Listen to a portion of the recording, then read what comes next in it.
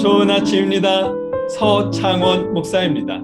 오늘도 예수님만 의지하며 자랑하는 복된 날이길 축복합니다.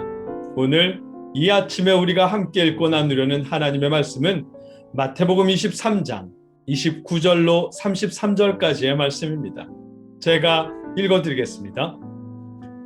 화 있을진저 외식하는 서기관들과 바리새인들이여, 너희는 선지자들의 무덤을 만들고 의인들의 비석을 꾸미며 이르되, 만일 우리가 조상 때에 있었더라면 우리는 그들이 선지자의 피를 흘리는데 참여하지 아니하였으리라 하니, 그러면 너희가 선지자를 죽인 자의 자손임을 스스로 증명함이로다. 너희가 너희 조상의 분량을 채우라. 뱀들아, 독사의 새끼들아, 너희가 어떻게 지옥의 판결을 피하겠느냐. 아멘. 오늘 말씀은 선지자를 거부했던 조상들과는 다르다며 위선을 떨지만 더 크신 예수님을 거부하는 바리새인들을 꾸짖으십니다. 예수님을 거부하는 그들은 멸망을 피할 수 없다고 하십니다. 말씀을 자세히 살펴보겠습니다. 오늘 말씀은 예수님이 선포하신 화 가운데 최종적으로 7번째 화입니다. 예수님은 바리새인들이 선지자들의 무덤을 기리는 행동을 꾸짖습니다.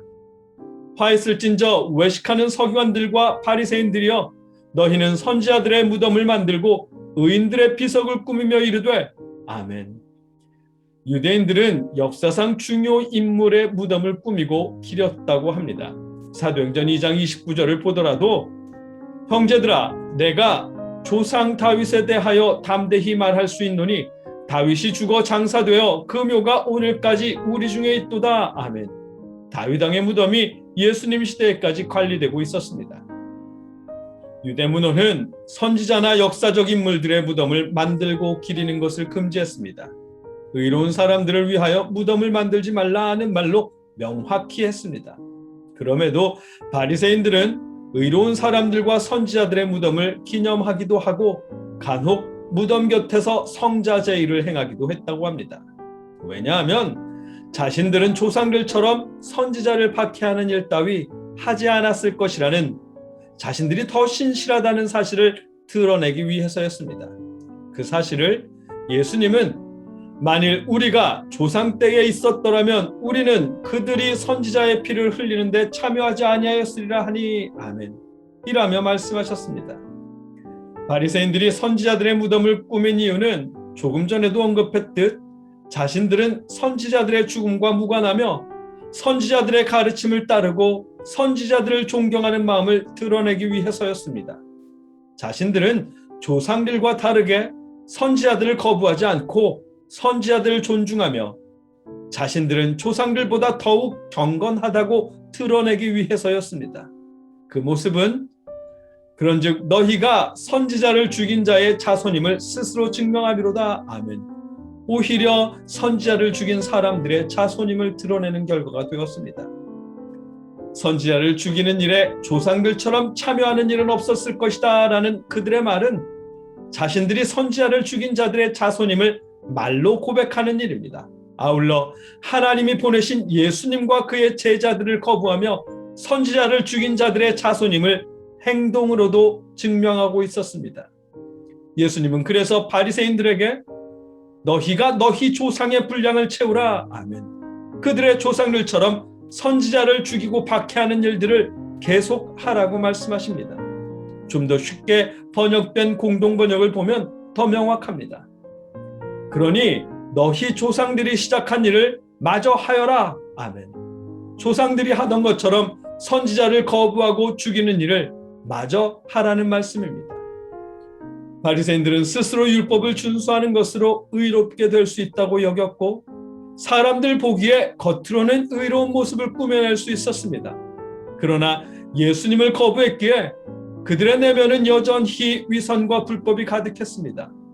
무덤은 무덤을 만지는 사람을 부정케 하듯 바리새인들은 그들의 가르침을 따르는 사람들을 천국에 들어가지 못하도록 막았습니다. 뿐만 아니라 이스라엘을 구원하기 위해 보내심을 받은 예수님을 적극적으로 배척하고 거부했습니다.